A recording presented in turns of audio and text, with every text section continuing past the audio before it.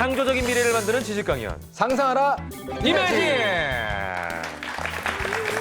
네, 반갑습니다. 이매진 진행을 맡은 김은웅입니다. 안녕하세요, 이종범입니다. 네. 자, 요즘 전 세계가 이 지구촌이 화산과 지진으로 몸살을 앓고 있다고 하는데요. 사실 네. 한반도도 이제는 안전지역은 아니다 이런 얘기들을 하고 있지 않습니까? 그렇죠. 이종범 작가가 생각하기에는 어디가 안전할 것 같아요? 이제는 지구상에서 안전한 장소를 찾기는 어려워진 네. 것 같고요. 좀 안전하게 지낼 수 있는 방법을 강구할 필요가 있지 않나. 그런 생각이 방법. 방법. 근데 화산이나 지진은 우리가 예상하지 못한 상황에서 돌발적으로 발생하잖아요. 네, 그렇죠. 그렇다면 작가 입장에서, 특히 만화 작가, 네. 웹툰 작가 입장에서는 어떤 방법이 있을 것 같아요? 예전에 만화나 영화를 볼 때 항상 뭔가 지구상에 문제가 생기면 네. 동물들이 제일 먼저 발견했어요. 저는 반려동물과 살고 있기 때문에 네. 이 동물들, 새나 네. 제가 기르는 강아지 네. 이런 친구들이 뭔가 뭔가 평소와 다른 행동을 하면 네. 유심히 보지 않을까. 강아지가 갑자기 도망간다든지. 그렇죠. 그럼 쫓아가야 됩니까? 그럼 어떻게 해요? 뭔가 이렇게 남들과 다른 행동을 하면 일종의 네. 사인이라고 말하는 과학자들도 있다고 들었어요. 그러니까 그 동물들의 행동에 좀 유심히 살펴봐라. 네, 그렇죠. 그러면 좀 사인을 알아들을 수 있지 않을까요?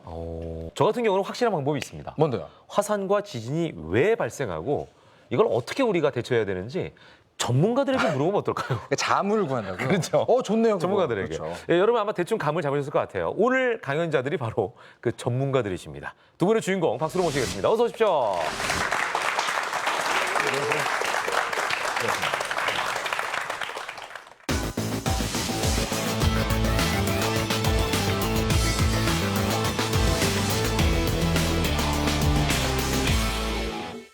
두 분 다 어떻게 보면 환경 쪽 전문가시잖아요. 두 분 다 어떤 분야를 연구하고 네. 계신지 살짝 소개를 좀 부탁드릴게요. 네네. 저는 이제 지구에 대한 여러 가지 이제 현상을 공부하고 있는데요. 네네네. 그 중에서도 이제 지하에서 마그마라고 하는 것이 어떻게 생기고 그리고 어떤 과정을 거쳐서 이동하고 그리고 이제 궁극적으로 굳어서 암석이 되는지 네네. 예, 그런 부분을 주로 연구하고 있습니다. 아, 마그마에 대해서. 네네. 홍 교수님은 어떤 분야를 연구하세요? 예, 저는 전공이 지진학이고요. 예, 예. 지진이 어떻게 발생을 하는지, 지진에 의해서 피해가 어떻게 또 확산되게 되는지에 대한 네. 연구를 하고 있습니다. 네, 네. 자, 오늘 두 분과 나눌 이야기가 화산과 지진에 대한 얘기입니다. 자, 이렇게 지각 변동이 심한 시기에 가장 궁금한 내용이 될 수 있을 것 같은데요.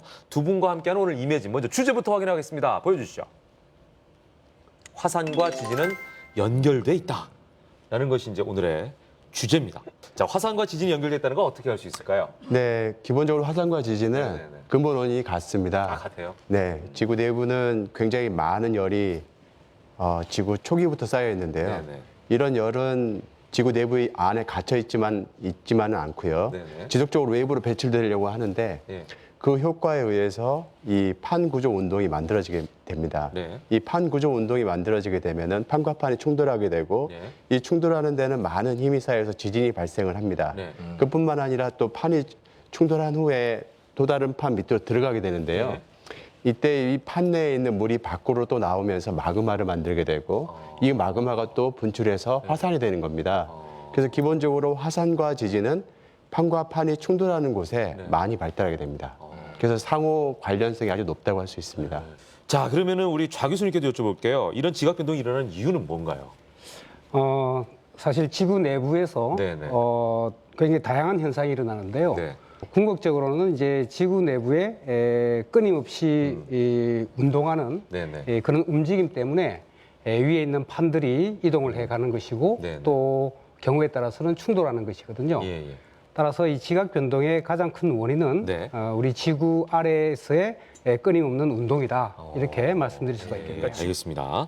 자, 화산과 지진에 대해서 좀 더 저희가 자세하게 살펴보도록 하겠습니다. 먼저 좌 교수님께서 화산에 관한 강연 준비하셨죠? 네, 네네. 화산이 무엇인가라는 부분부터 말씀드려 보겠습니다. 네, 여러분 박수로 청해보도록 하겠습니다.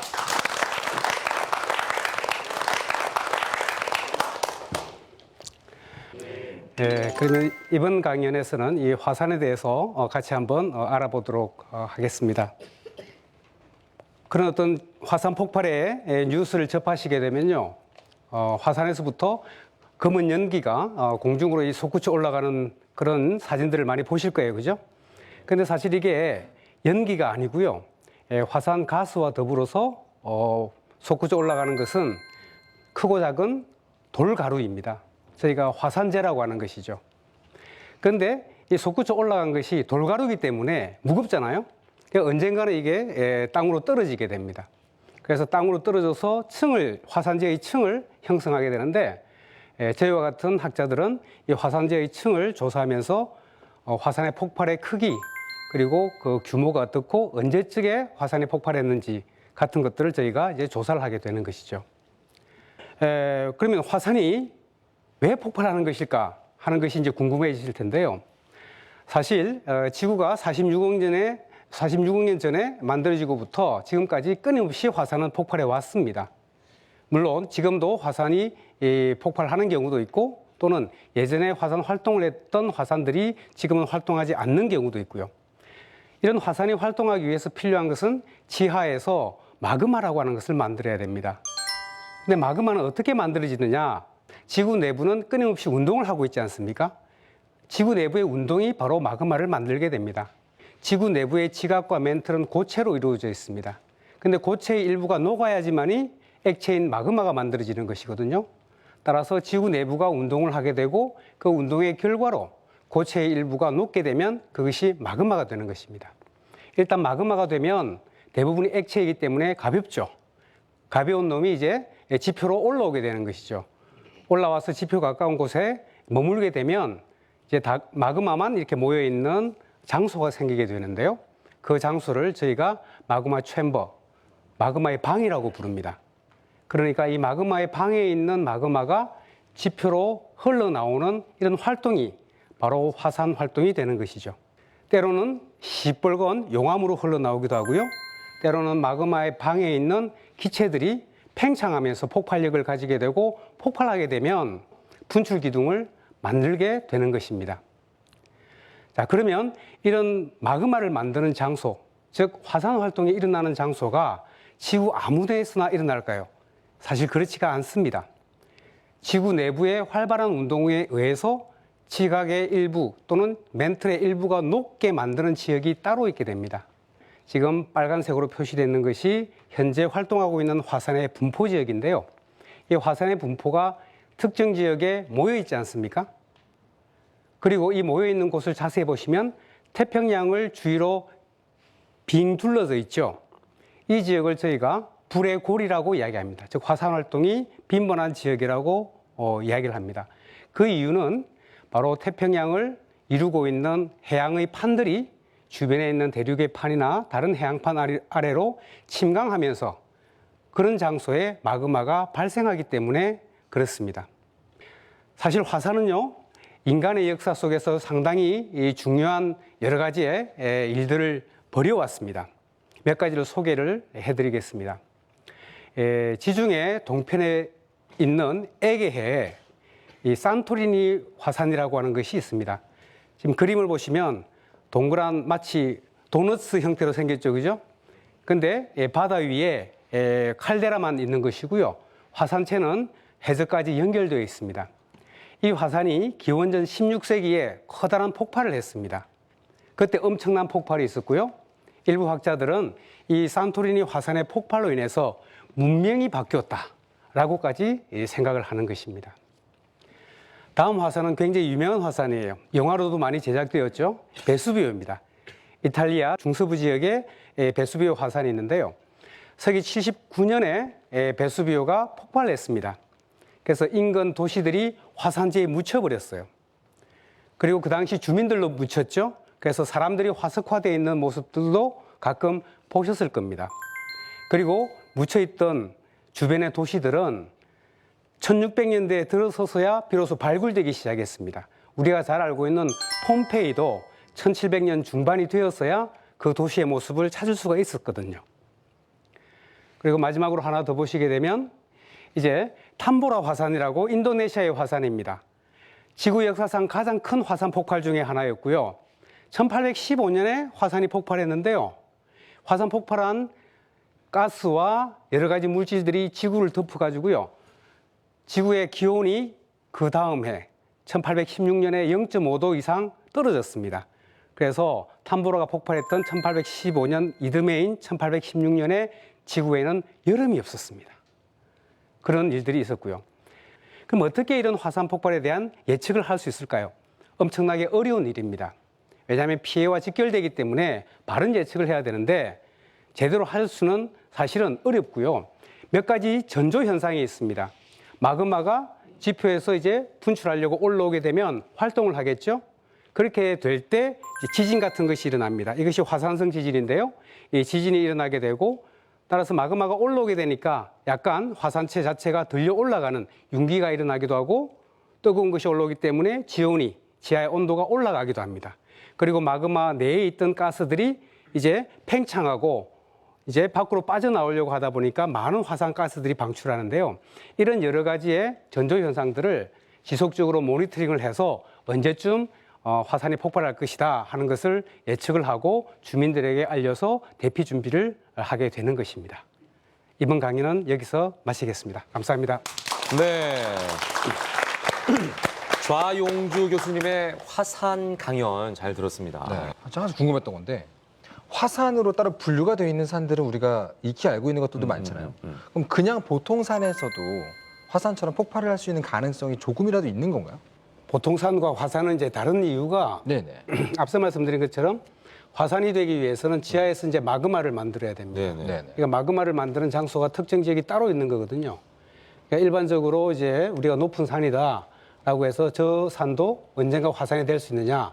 그것은 그 지하에 마그마를 만든 장소가 있느냐에 따라서 달라지게 됩니다. 그냥 산의 경우는 보통 마그마가 있는 공간이 없겠네요, 그러면. 그렇죠. 가끔가다 제가 심해에 관련된 다큐멘터리를 보면 네. 심해에는 산이 아니고 그냥 바닥인데도 거기에서 막 뜨거운 물이나 마그마 같은 것이 나오는 것들을 제가 봤거든요. 네. 그렇다면 굳이 산 형태가 아니더라도 지상. 화산 폭발 같은 것들이 그냥 일반적인 지형에서도 가능한 것인가 아닌가 그런 생각이 들더라고요. 해저 화산의 경우는 뭐 몇 종류가 있긴 한데요. 네. 예, 예. 아마 이제 그 화면에서 보셨던 것은 보통 저희가 이제 바다에 가면 이제 해양 지각이 있고요. 네. 그리고 이제 해양 지각이 만들어지는 장소가 있습니다. 해령이라고 하는데요. 네. 그 해령이라고 하는 장소에서 마그마가 만들어지고 이제 뜨거운 물이 뿜어져 나오는 모습을 보셨을 거예요. 그 해령이라는 장소 아래에 바로 마그마의 방이 있습니다. 아, 그 깊게 파여진 거기 말씀하시는 거죠? 네네. 계곡같이 생긴. 네. 그러면 바다에서 만약에 화산이 폭발하게 되면 마그마가 분출되면 지상보다는 덜 위험한가요? 물이 있으니까 온도를 낮춰줄 거 아니에요?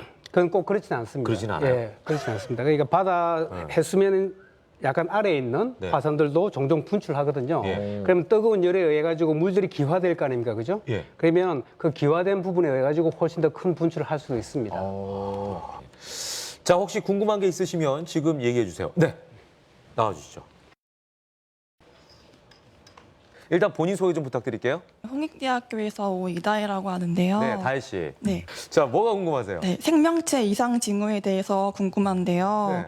그러니까 뭐 예를 들어서 뭐 새가 없어진다거나 뭐 쥐가 사라진다거나 하는 게 혹시 있는지 궁금해서. 아, 화산이 일어나기 전에 네. 전조현상으로? 생명체, 네, 네. 예, 전조현상 중에 사실은 이제 그 과학자들이 그런 생물들의 이상 움직임에 대해 가지고서 뭐 관측을 하시는 분도 물론 계실 텐데 분명히 있지 않을까 싶어요. 네. 왜냐 그러면 첫 번째로 이제 그 지하에서의 땅의 진동이 있을 수가 있고요. 네. 그다음에 이제 지하의 온도가 바뀌지 않습니까? 네. 그런 여러 가지가 서식 환경의 변화를 가지고 오게 되죠. 그렇다면 분명히 화산 주변에 사는 생명체들도 충분히 감지하리라고 생각을 합니다. 알겠습니다. 질문 고맙습니다. 감사합니다. 부탁드릴게요. 네. 자, 이번에는 홍태경 교수님의 지진에 대한 강의를 좀 들어보도록 하겠습니다. 어떤 강의 준비하셨죠? 예, 지진이 발생하는 원인하고 네. 역사 속에서 어떤 지진들이 있는지 한번 네. 살펴보겠습니다. 네. 박수 부탁드리겠습니다. 예, 제가 오늘 말씀드릴 내용은요, 지진이 어떻게 발생하게 되고 지진이 발생해서 어떤 결과들이 있었는지 살펴보겠습니다. 지구는 굉장히 뜨거운 열로 가득 차 있습니다. 이 뜨거운 열은 기본적으로 밖으로 배출되려고 하는 성질이 강해서요. 이 뜨거운 열들은 지표로 끊임없이 전달이 됩니다. 그로 인해서 지구 내부에서는 멘틀 대류라고 하는 거대한 열 순환이 있고요. 지표에서는 그 결과로 판이라고 하는 이 작은 지각판들이 끊임없이 이동을 하게 됩니다. 그 결과로 판과 판이 서로 부딪히는 곳이 있는데 이것을 우리가 판의 경계부라고 합니다. 충돌대라고 하고요. 가까운 곳은 바로 일본 열도 앞바다가 바로 판의 경계부가 되겠습니다. 이런 곳에서는 많은 힘들이 쌓이게 되고 그 결과로 지진이 발생하고 있습니다. 예, 그런데 이 지진들은 어떤 특징이 있냐면요. 발생한 곳에서 지속적으로 발생하는 특징이 있습니다. 중국 일원에서 발생하는 지진의 위치를 이 회색 점들로 표시하고 있는데요. 이 지진이 발생하는 곳이 굉장히 일관성 있게 특정한 곳에 계속 그림이 그려져 있는 걸 알 수 있습니다. 이것이 의미하는 바가 무엇이냐면요. 지진은 발생한 곳에서 발생한다는 의미입니다. 그 이유는 뭐냐면 우리가 판의 경계부로부터 끊임없이 에너지가 전달이 되고 그 에너지는 이 지각 내에서 계속 누적이 됩니다. 그리고 어느 일정한 수준이 돼서 땅이 못 견디는 순간에 부서지는 것이 곧 지진인데요. 이때 부서지기 가장 쉬운 곳이 과거에 이미 부서졌던 곳이 가장 부서지기 쉬운 곳입니다. 그러므로 우리가 그런 곳을 단층이라고 하는데요. 이 단층을 중심으로 해서 지속적으로 반복적으로 지진이 발생하게 됩니다. 그래서 그 결과로 전 세계 곳곳에서 지진이 발생을 하게 되는데요. 그 가운데서 지진이 특히 밀집되어 있는 곳이 앞서 말씀드린 바와 같이 판의 경계부입니다. 이 판의 경계부가 바로 판이 충돌하는 곳인데 지금 그림에서 나타나는 색깔로 칠해진 점들이 바로 지진의 위치입니다. 이제 깊이 발생하는 깊이는 지표에서부터 지하 600km까지 굉장히 다양하게 발생을 하게 되는데요. 규모가 굉장히 큰 지진들이 있어서 지금까지 1900년 이후로 지진 관측이 공식적으로 시작된 이래 가장 큰 지진 규모는 규모 9.5로서 굉장히 강력한 지진들이 발생한 바 있습니다. 그러면 이제 그간에 발생했던 지진들을 좀 살펴보면요. 1900년 이후로 우리가 지진을 측정하게 되고 지진 규모를 공식적으로 측정을 하게 되는데 그 자료 가운데 인류가 겪었던 가장 큰 피해는 바로 중국 탕산에서 1976년도에 발생한 이 지진입니다. 규모가 7.5 정도밖에 안 됐는데요. 공식적인 기록으로는 25만 명이 죽었다고 나왔지만은 비공식 기록에 의하면 65만 명이 사망한 걸로 알려져 있습니다. 이 중국 탕산 이 지역에서는 인구가 당시 한 80만 명 정도로 추정하는데요. 인구의 대부분이 목숨을 잃었다고 할 수 있습니다. 이렇듯 지진이 한 번 발생하게 되면은 굉장히 큰 피해로 연결될 수 있는 굉장히 무서운 자연재해입니다. 그리고 여러분 기억하시겠지만 2004년 12월 26일 날 크리스마스 다음 날에 발생했던 이 규모 9.1 지진은 초대형 지진의 계보를 잇는 큰 지진이었습니다. 당시에 이 지진 해일에 의해서만 28만 명이 인도양 연안에서 사망을 했습니다. 그 밖에 또 기억나는 지진으로는요, 스촨성 지진이 2008년도 5월 달에 발생을 했고요. 당시 한 8만 7천 명이 사망한 전례가 있습니다. 그리고 이제 IT 중남미 빈국에서 발생했던 이번 지진에 의해서 2010년도 이 지진은 규모가 7.0으로서 비교적 굉장히 작은 지진이었습니다. 그럼에도 불구하고 31만 명이나 되는 사람들이 사망을 했는데요. 이 규모 7.0에 31만 명이 사망한 이 지진은 우리에게 많은 교훈을 주고 있는데요. 이 IT 지진 같은 경우에는 이 지역에 250년 만에 발생한 지진이었습니다. 그러니까 이 지역에 만약에 규모가 굉장히 큰 지진들이 빈발했다면 이곳은 지진에 대한 대비가 굉장히 잘 돼 있었을 겁니다. 하지만 250년 만에 한 번씩 발생한 이런 지진은 사람으로 하여금 굉장히 방심하게 할 수 있고 그런 지진이 한 번 발생하면서 이렇게 한 차례 발생으로 31만 명이 사망한 것입니다. 그 밖에 이제 동일본 대지진이 2011년도에 있었고요. 규모 9.0이라는 큰 지진이 발생했는데 다행스러운 것은 건물 붕괴로 사망한 것이 아니고 지진 해일에 의해서 약 2만 명이 사망한 바 있습니다. 물론 2만 명이 굉장히 큰 숫자지만 이 규모 9.0이라는 거대한 지진에 의해서 건물 붕괴가 이루어졌다면 더 많은 사람들이 사망을 했을 텐데 일본은 이 지진이 빈발하는 국가고 지진에 대한 대비가 잘 돼 있다 보니까 건물 붕괴에 의해서는 사망하지 않았습니다. 근데 예상치 못한 이 지진 해일로 많은 사람들이 익사하는 일이 발생했습니다. 그런데 이 동일본 대지진은 우리에게 이제 큰 교훈을 주는데요. 이 동일본 대지진 같은 경우에 이 동일본 대지진이 알려져 있기로는 약 1000년 만에 발생한 지진으로 알려져 있습니다. 규모가 9.0이라는 큰 지진인데 이곳에서 9.0이라는 지진이 발생할 줄은 아무도 몰랐습니다. 하지만 1000년 전 기록에 의하면은 이곳에 굉장히 큰 이 지진 해일에 의해서 만들어진 퇴적층이 남아 있는데 그걸 바탕으로 볼 때 1000년 전에도 이와 비슷한 규모의 지진이 발생했구나라는 걸 알 수 있습니다. 하지만 일본 정부는 그에 대한 대비를 충분히 못해서 지진 해일에 의한 피해에 의해서 2만 명이 사망하는 결과에 이르게 된 것입니다. 그래서 이제 마지막으로 저희가 생각해 볼 것은 뭐냐면은 지진은 규모도 중요하지만은 이것이 얼마나 빈발하는가가 사람으로 하여금 대비하게 하는데 여러 가지 중요한 요소라는 걸 알 수 있습니다. 또한 지진이 작더라도 도시에서 인접해서 발생하거나 깊이가 얕은 지진이면 지표에 굉장히 강력한 지진동을 만들어내고 건물 붕괴로 연결될 수 있습니다. 그러므로 지진 규모가 꼭 크다고 해서 위험한 것이 아니라 작은 지진이라도 도시에 근접하고 깊이가 얕다면 큰 피해로 연결될 수 있고 더구나 그 지진이 빈발하지 않고 수백 년 만에 한 번씩 발생하는 지진이라면 그 위험도는 더욱더 커진다고 할 수 있습니다. 이번 강연은 제가 여기서 마치도록 하겠습니다. 감사합니다. 네, 감사합니다. 홍태경 교수님의 지진에 관한 내용이었습니다. 네. 규모 얘기를 하지 않습니까? 네. 아까 그 화산은 VEI라는 걸로 그 크기를 관측한다 그랬는데 우리가 이제 화산에 대한 사실 크기는 잘 못 들어보지만 지진은 워낙 뉴스에서 많이 나와요. 그렇죠. 규모 몇 뭐 이렇게 나오잖아요. 아까 뭐 9.5까지도 있고 있다고 말씀하셨는데 그 규모라는 말이 우리가 알고 있는 야 정말 그 집은 규모가 어마어마해 할 때 그 규모랑 같은 의미인가요? 그 규모는 영어로 하면 우리가 매그니튜드라고 하는데요. 예. 쉽게 얘기하면 강도입니다. 볼륨을 나타내는 말이 아니고요. 예. 예, 강도를 스트렝스를 나타내는 말이거든요. 예, 힘. 예, 힘입니다. 그래서 기본적으로 그 규모라는 것은 지진이 발생했을 때 방출되는 에너지의 총합으로 계산을 하게 됩니다. 그 우리가 얘기하는 그 규모가 어마어마한 건 그 모양새잖아요. 그렇죠. 그건 다른 예, 개념이에요. 그러니까 그거는 부피나 볼륨을 따지는 예. 개념이지만 예. 여기서는 에너지의 힘을 힘. 따지는 개념이 되겠습니다. 규모 7.59 이렇게 하면 되게 크다는 건 감이 오는데 네. 규모 1 이러면 어느 정도예요? 그러니까 우리가 이제 IT 지진이 규모 7.0이었잖아요. 네. 근데 이제 동일본 대지진은 규모가 9.0이었고 규모가 2 차이가 납니다. 규모가 2 차이가 나면은 규모가 1 차이 날 때마다 에너지는 32배씩 차이가 나거든요.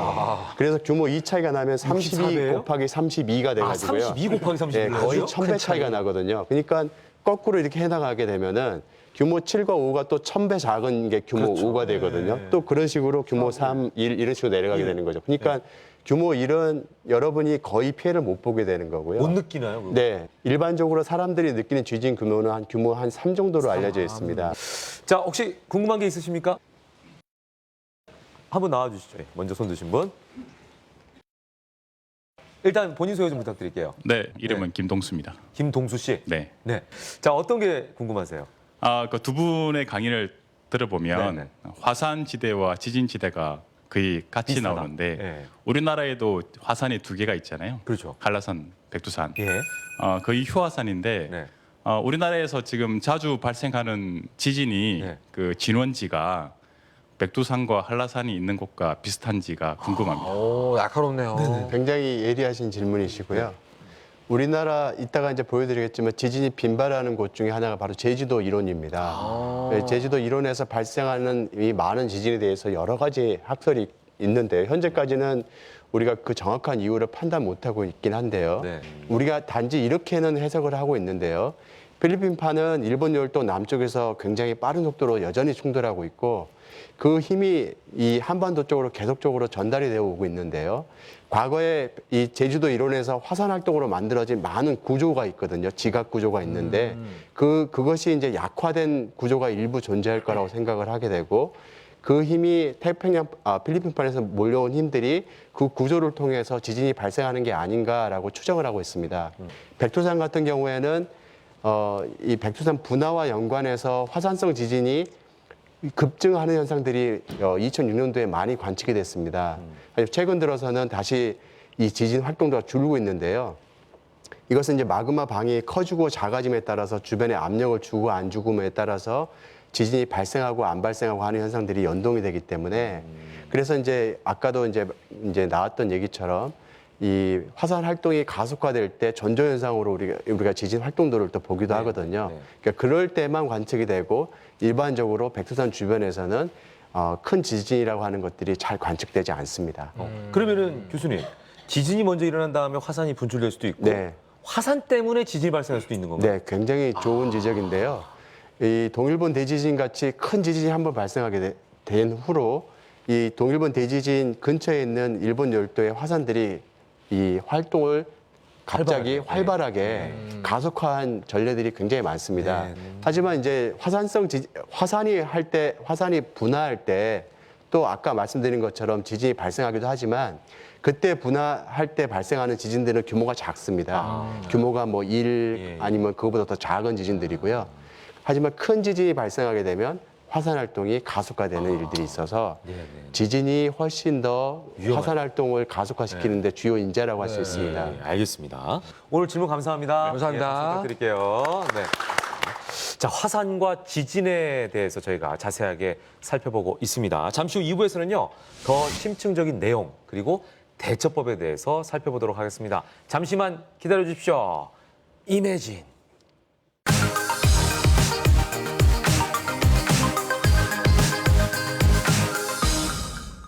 마술은 과학이다. 그리고 과학의 발달은 마술의 발달을 가져왔다. 그야말로 마술 같은 과학을 보여줄 수가 있게 되는 것인데요. 오늘처럼 1시간 내내 마술을 봤으면 좋겠다 생각했는데 저도요. 없었어요. 참 엄청난 정답이네요.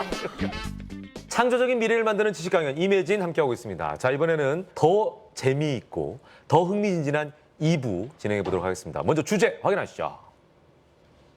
초강력 화산과 지진이 온다. 굉장히 무서운 주제인데요. 그러게요. 이번 주제는. 예. 자, 최근 화산 폭발이 심상치 않게 일어나고 네. 있다는 거죠. 네네. 예. 어떤 경우가 있죠? 뭐 아시다시피 네네. 몇 년 전부터 계속해서 이제 화산이 폭발해서 인간 사회에 어떤 네. 경제적인 영향을 미친다. 네네. 그런 이야기들도 이제 빈번히 나오고 있고요. 네네. 그다음에 이제 최근에 특히 일본에서 아주 빈번하게 이제 화산 폭발이 지금 소식이 들리고 있죠.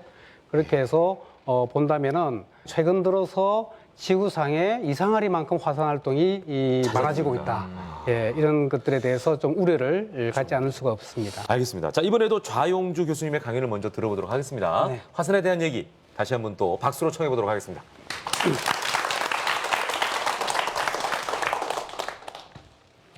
과거 지구 46억 년의 역사 속에서 지구에 살던 생명체들이 갑자기 멸종했던 사건이 한 5차례 정도 있었다라고 이제 알려져 있는데요. 그 중에서도 이 생명체들의 이 멸종이 가장 심했던 시기가 지금으로부터 2억 5천만 년 전에 있었습니다. 그때 시기를 지질학적인 시계로는 페름기의 마지막 시기입니다. 그때 지구에 살았던 해양 생물 종의 90%, 육상 생물 종의 60%가 갑자기 사라졌습니다. 어떻게 할 수 있을까요? 쉬워요.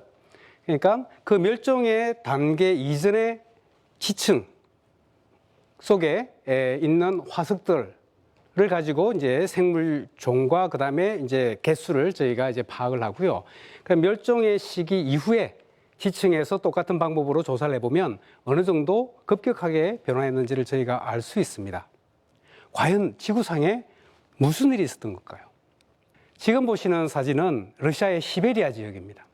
윤곽선이 있는데요. 그 윤곽선은 그 당시에 즉 약 2억 5천만 년 전 페름기 마지막 시기에 커다란 화산 폭발이 있어서 용암들이 사방으로 이제 분포되어 있고 화산재가 널려 있는 지역의 규모입니다. 저 면적이 길이만 하더라도 가로 세로 수천 킬로미터에 이릅니다. 얼마 정도 규모의 화산 폭발이었는지 상상하기조차 힘듭니다. 페름기 말에는 지금과 같은 세계 지도의 모습이 아닙니다. 모든 대륙이 하나로 모여 있었던 판게아라는 초대륙이 있었어요. 그래서 시베리아 지역에서 있었던 화산 폭발로 인해서 대륙 전체가 큰 영향을 받았을 것입니다. 상상을 한번 해보십시오. 수십 개 이상이나 되는 화구에서 시뻘건 용암이 흘러나오고 거대한 검은 화산재의 기둥이 올라갑니다. 지구의 대기는 화산재와 가스로 아주 두꺼운 장막으로 덮이겠죠. 그렇게 되면 태양에서 오는 에너지가 차단되게 됩니다. 그러면 지구의 지표는 냉각되기 시작을 하죠. 엄청나게 많은 양의 유황의 가스가 공중으로 올라갔다가 황산 방울이 되어가지고 바다로 떨어집니다. 그럼 바다는 급격히 산성화되고 산소가 없는 상태에서 해양 생물들은 죽어갑니다. 그렇게 생물들은 멸종할 수밖에 없었습니다. 지구 역사상 이렇게 참혹한 사건은 없었습니다. 조금 전에 시베리아에서 일어났던 것과 유사한 영향을 줄 수 있는 화산들이 지구에 있습니다. 그런 초강력 화산을 저희들은 슈퍼 볼케이노라고 부릅니다. 화산 폭발할 때 뿜어져 나오는 분출물의 양이 10의 15승 킬로그램 이상이 되는 그런 가능성이 있는 화산을 슈퍼 볼케이노라고 이야기하는데, 미국의 옐로스톤이나 롱밸리, 그리고 인도네시아의 토바, 뉴질랜드의 타우포, 일본의 아이라, 이런 장소들이 과거 수만 년 전 내지 수십만 년 전에 거대한 화산 폭발을 했던 그런 흔적이 있는 화산들입니다. 예를 들면 옐로스톤은 이제 지하에서 뿜어져 나오는 이제 뜨거운 간헐천 같은 것이 이제 있어요. 그 이야기는 이 슈퍼 볼케이노 지하에는 아직까지 뜨거운 여론이 존재한다는 것입니다. 그리고 이 마그마의 방에 그런 마그마가 충분히 채워지게 되면 다시 한번 거대한 폭발을 일으킬 가능성이 존재한다는 것이죠. 다음으로는 백두산 이야기를 좀 하겠습니다. 좀 친근한 이야기가 필요할 것 같아요. 10세기에 백두산은 엄청난 폭발을 했습니다. 그때 화산재가 치솟아 올랐겠죠, 그죠? 그리고 화산재는 이제 멀리 또 이동을 했을 겁니다. 문제는 기록입니다. 백두산처럼 10세기의 폭발이 역사상에 정말로 드문 폭발이었다면 엄청났겠죠. 그런데 역사서에는 화산이 폭발했다는 기록이 없습니다. 우리나라 고려사에도, 고려사 전료에도, 중국의 요사나 아니면 거란국지에도 백두산이 폭발했다는 기록이 없습니다. 다만 화산 폭발일 것이다라고 추정이 되는 기록들이 조금 남아있는데요. 고려사에는 946년의 기록입니다. 하늘에서 북소리가 나가지고 죄인을 사면했다는 기록이 있고, 일본의 고서에는 하얀색의 재가 눈처럼 떨어졌다, 또는 공중에서 엄청난 소리가 들렸다라고 하는 기록이 있습니다. 과연 이게 뭘지? 하늘의 북소리는 날씨가 나빠가지고 천둥치는 소리였을까요? 아니면 밤에 내린 하얀색 재는 무엇이었을까요? 이 부분에 대해서 우리가 살펴보려고 하면 조금 더 정확한 기록이 남아있는 1815년 탐보라를 살펴볼 필요가 있습니다. 탐보라 화산을 조사한 과학자들은 어떤 사실을 알아냈느냐? 탐보라 화산이 터졌을 때 폭발 소리가 무려 2000km 이상의 지역에서 들렸답니다. 백두산에서 당시 고려의 수도나 일본까지의 거리는 1000km, 많이 잡아봐야 수백 킬로에서 1000km밖에 되지 않습니다. 충분히 들렸습니다. 그리고 탐보라의 화산재는 탐보라에서부터 1300km에 이르는 지역까지도 덮였습니다. 백두산의 화산재가 동해를 건너서 일본에까지 가서 쌓이는 것은 아무런 문제가 없습니다. 문제는 백두산이 언제 다시 폭발할 것인가? 백두산은 활화산입니다. 활화산이라고 하는 것은 언젠가 분명히 다시 폭발한다라고 하는 전제를 깔고 있습니다. 문제는 언제 폭발하느냐, 그리고 어느 정도 크기로 폭발하느냐 하는 것인데 정확한 예측이 어렵습니다. 그래서 지금 우리나라 정부와 중국 정부 쪽에서는 양측의 과학자들이 모여서 백두산 주변을 열심히 조사하고, 그리고 언젠가 조만간에 백두산 주변 지역에 구멍을 파서 시추를 해서 조사를 할 생각을 가지고 있습니다. 화산재해는 비록 우리나라에서 화산이 폭발하지 않더라도 말씀드린 것처럼 다른 지역에서 폭발하더라도 엄청난 피해를 우리도 입을 수가 있죠. 그런 인식이 필요합니다. 그리고 그런 인식 하에 국가적인 대책도 수립되어야 할 것으로 생각을 합니다. 제 강의는 이것으로 마치겠습니다. 감사합니다. 네. 우리 좌용주 교수님의 강연을 듣고 나니까 네네. 심각하다는 생각이 좀 들거든요. 근데 저는 궁금한 게요. 우리가 물을 끓이면 네. 불을 꺼버리면 물이 식잖아요. 네. 근데 이 지구 내부에 있는 그 액체 있지 않습니까? 네. 마그마. 네. 거기도 어떤 에너지원이 있길래 얘네는 더 뜨거워지고 옆에를 녹이는 거죠? 그게 식으면 될 텐데. 사실은 지구 내부에 에너지가 축적될 수 있었던 것은 사실은 46억 년 전 지구가 탄생하던 시기부터 가지고 있었던 에너지가 처음 에너지고요. 네.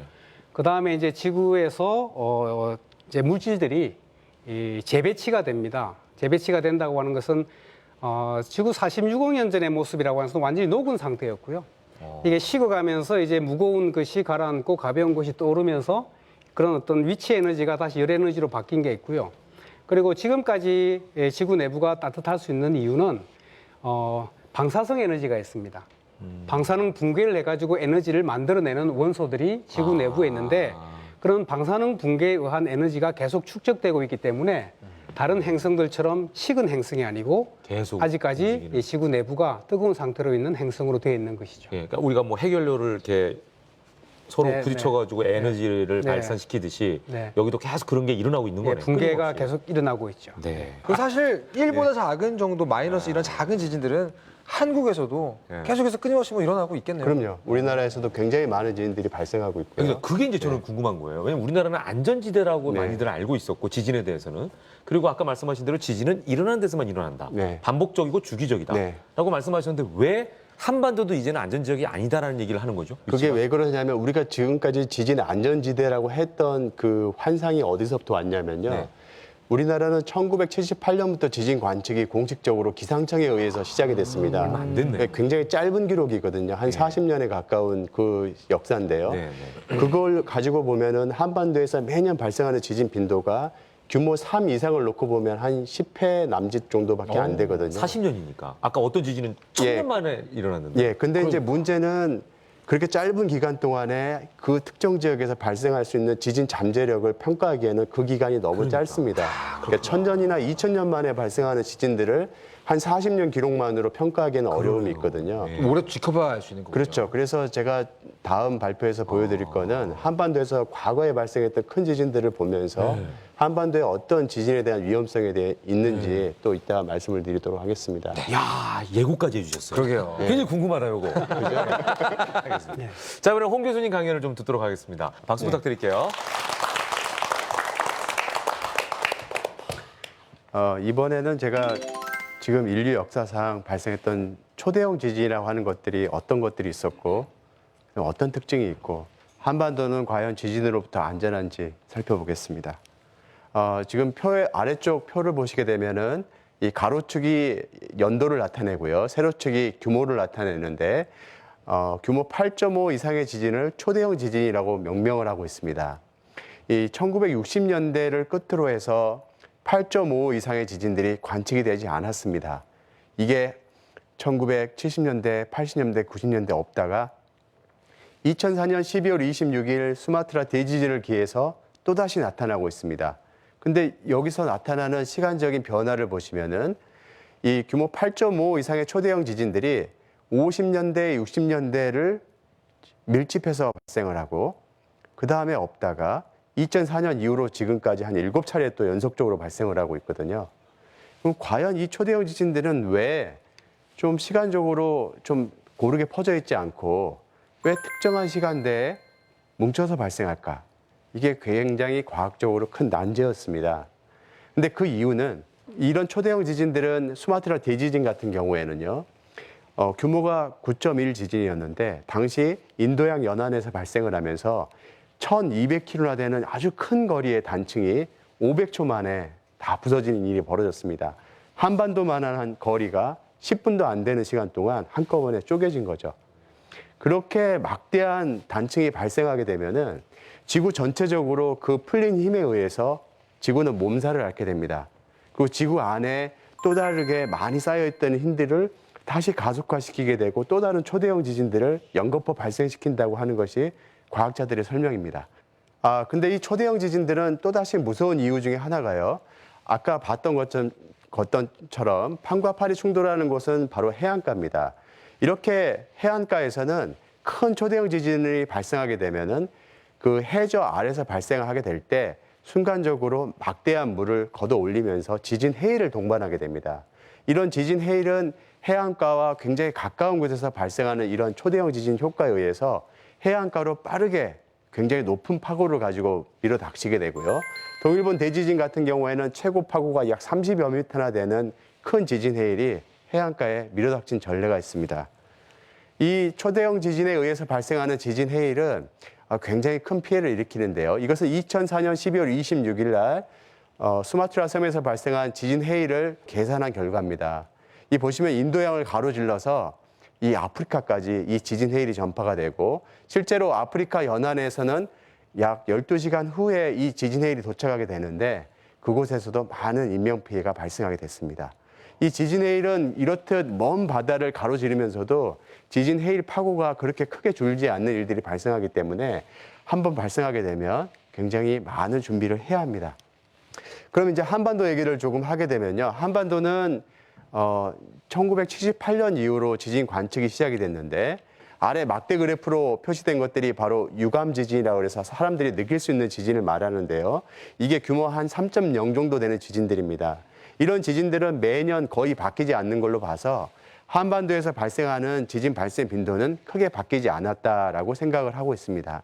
하지만 동일본 대지진 후에 지금 그래프에서도 나타나지만은 갑자기 크게 증가하는 게 2011년도 이후로 관측이 되거든요. 그게 동일본 대지진이 발생을 하면서 한반도의 지진 환경을 바꿔놓으면서 많은 지진들이 발생한 일들이 실제로 벌어졌습니다. 그래서 일본 열도에서 발생하는 이런 초대형 지진들은 한반도에 또 다른 큰 지진을 발생시키지 않을까라는 걱정을 야기하고 있습니다. 이 지진들의 분포를 조금 더 자세히 보시게 되면은 이 평양 근처 서해안, 그 다음에 이 중부 지역 속리산 근처거든요.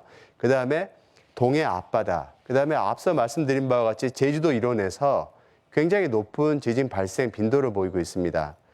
하지만 이 기록은 1978년 이후로 기상청 자료만을 가지고 봤을 때 이렇습니다. 하지만 우리에게는 굉장히 좋은 기록들이 많이 있는데요. 조선왕조실록과 고려사, 삼국사기 등에는 우리 선조들께서 지진이 발생할 때마다 많은 기록을 남겨놨습니다.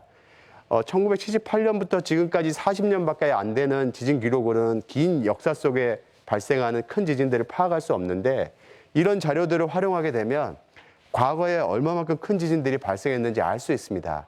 이 기록은 조선왕조실록에 기록된 기록인데요. 명종 1년에 발생한 기록입니다. 진도로 따지자면 약 8에 해당하는 굉장히 강력한 지진이 발생을 했는데 이 기록이 고스란히 남아 있습니다. 이뿐만 아니라 수백여 회에 이르는 큰 지진들이 조선왕조실록 기록에 남아 있습니다. 이를 바탕으로 해서 과학자들은 이 역사 속에서 발생했던 한반도 속에 발생한 지진들을 위치를 추정할 수가 있었는데요. 왼쪽 그림은 1978년 이후로 지진계에 기록된 지진 분포고요. 오른쪽 그림은 바로 조선왕조실록 등에 기록된 그곳에서 관측되는 지진들의 분포 기록입니다. 분포는 거의 유사하지만 한 가지 특징적인 점이 있습니다. 오른쪽 그림을 보시게 되면 바로 우리가 수도권 서울이라고 하는 한성 주변에 굉장히 많은 지진들이 발생한 걸 알 수 있습니다. 그것은 1978년 이후로 지금까지 40년 동안은 우리가 서울 이 수도권에서는 많은 지진들이 실제로 발생하지 않았지만 역사 속에서는 굉장히 많이 발생했다는 얘기고요. 수도권은 비록 짧은 기간 동안에는 지진이 발생하지 않는 것처럼 보일지 모르지만 긴 시간으로 놓고 보면 큰 지진들이 상당히 많았다는 것을 의미하고 이 지진들은 자주 발생하지 않을지 몰라도 긴 재래 시간을 가지고 한 번씩 발생하게 되고 한 번 발생하면 큰 피해를 일으킬 수 있다는 의미입니다. 한반도는 이 지진뿐만 아니라 지진 해일로도 굉장히 큰 위험성이 있는데요. 일본 서쪽 해안에서 발생하는 이 역단층 지진들이 실제로 우리 최근에까지도 이 동해안에 큰 지진 해일 피해를 남긴 사례가 여러 차례 남아 있습니다. 1983년도에 발생했던 일본 서쪽해에서 발생했던 지진에 의해서 강원도 삼척시 임원항 근처에서는 굉장히 큰 지진 해일이 밀려와서 많은 재산 피해를 본 바가 있습니다. 그러면 우리가 할 수 있는 것들이 뭘까 이제 생각해 볼 수 있는데요. 사실 지진은 현재 시점에서 우리가 예지하는 것은 불가능합니다. 가장 효과적으로 할 수 있는 방법은 지진이 발생했을 때 신속하게 그 정보를 전파해서 지진 피해를 최소화하는 것이 현대적인 방법에서 가장 효과적인 방법으로 생각하고 있고요. 지금 기상청을 중심으로 이런 방향으로 계속 나아가고 있는 상황이라고 할 수 있습니다. 제 강연은 여기서 마치도록 하겠습니다. 네. 홍태경 교수님의 강연이었습니다. 아우, 지진 얘기를 들으니까 네. 머릿속에 지진이 일어나네요. 네. 굉장히 심각하다, 이 지진도. 근데 우리 선조들은요, 화산보다는 지진에 대해서는 좀 더 많이 기록을 했고 알고 있네요. 그만큼 화산보다는 지진이 잦았다는 의미일까요? 그렇죠. 그죠? 네. 이 지진이 발생하게 되면은 신하들의 태도와 왕의 태도가 상당히 좀 주의 깊게 볼 만한 부분이 있는데요. 네네. 왕이 정치를 잘못해서 하늘이 노했다라고 표현이 많이 남아 있습니다. 그러니까 이것들이 그냥 자연현상으로 받아들이기보다는 이게 사람들이 정치를 잘못해서 하늘이 노한 어떤 현상으로 받아들이기 때문에 오히려 더 선정하는데 오히려 더 긍정적인 효과로 작용하지 않았나라는 생각도 있습니다. 자, 궁금한 게 있으시면 질문해 주시기 바랍니다. 네, 뒤쪽에.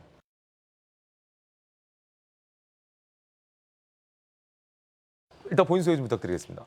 네, 터키에서 창업 준비하고 있는 김봉준이라고 합니다. 터키요? 터키. 터키는 지진의 안전지대입니까? 아닙니다. 예. 아. 굉장히 많이 나는 위험하군요. 그거 좀 느껴봤어요 혹시? 아니 아직 한 번도 느껴본 적은 없었어요. 자, 뭐가 궁금하세요? 네, 지금 우리나라 같은 경우도 지진의 이제 안전지대가 아니라고 하셨는데, 그럼 이제 실제로 지진이 일어난다면 뭐 대처 방안이나 행동 지침 같은 거 어떤 게 있을지 궁금해서. 네. 아니 본인은 이제 터키에 계실 건데 뭐 터키도 안전지대가 아니라고 하시길래. 어떻습니까? 예, 실제로 지진이 일어나게 되면은 그 지진 피해를 보는 주 원인이 건물 붕괴입니다. 그런데 이제 지진파가 도달을 해서 땅을 흔들게 되면은 그거로 인해서 건물이 붕괴되는데요. 근데 이 지진파가 왔을 때 지진이 왔구나 하고 재빨리 건물 밖으로 도망가는 건 현실적으로 불가능합니다. 왜냐하면 지진파가 전달하는 속도가 지각 내에 전파될 때 초당 5km에서 7km씩 이동을 해나가거든요. 그러니까 굉장히 1초에 그렇게 빠른 속도로 이동해가는 지진파를 인지하고 빨리 도망가기란 현실적으로 불가능하고요.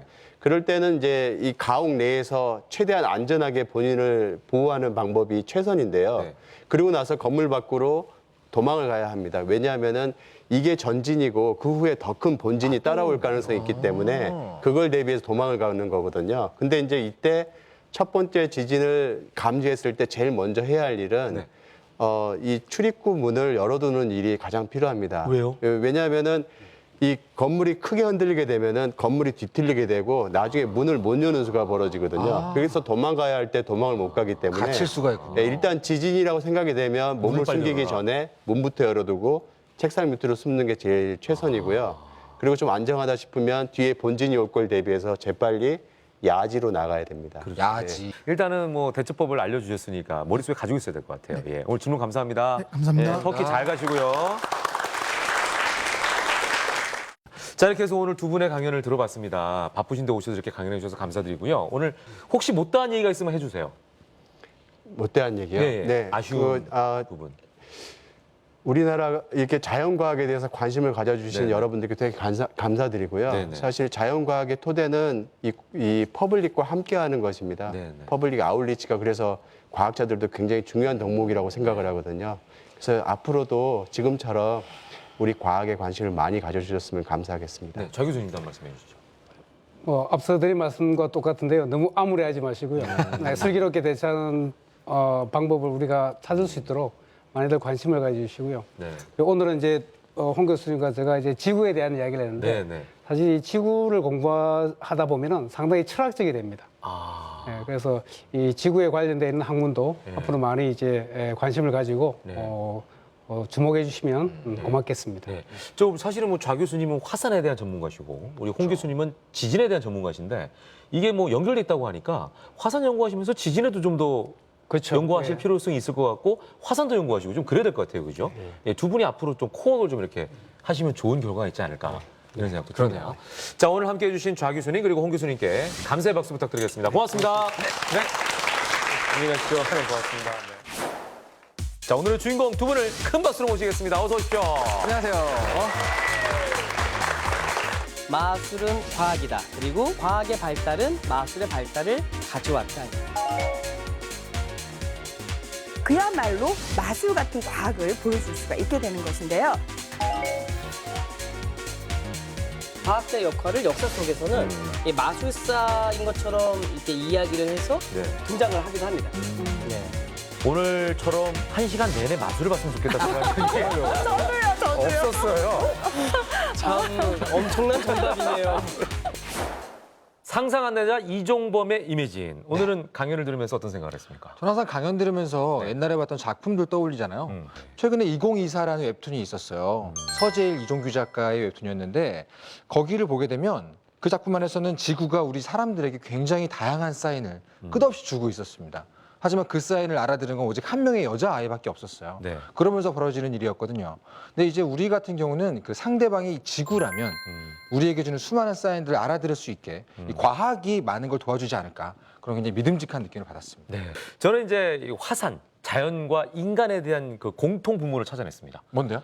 화산도 밑에 아까 그 마그마 챔버라 그래가지고 네네. 잔뜩 쌓이니까 폭발하잖아요. 그렇죠. 그런데 이게 옆으로 조금씩 새는 경우가 있다면 폭발이 덜할 거 아니에요. 아무래도 그렇죠. 그죠? 사람도 마찬가지인 것 같아요. 분노를 가지고 있으면 네. 언젠가는 폭발하지 않습니까? 그렇죠. 그러니까 참지 말고 뭔가 화가 나거나 할 때는 조금씩이라도 이걸 표출해야 되지 않을까? 평상시에 평상시에 폭발하지 않게. 네, 폭발하지 않도록 유지할 수 있는 어떤 방법이 필요하지 않나 이런 생각을 해봤습니다. 오늘은 김현우 아나운서님이 저보다 훨씬 작가 같은 말씀을 하시는 것 같아요. 괜찮았어요? 굉장히 와닿네요. 웹툰 하나 써볼게요. 자, 이렇게 오늘은 화산과 지진에 대한 얘기를 했습니다. 다음 시간에는 또 어떤 상상의 이야기를 가지고 올까요? 여러분 기대해 주시기 바랍니다. 함께해 주신 여러분 고맙습니다. 감사합니다.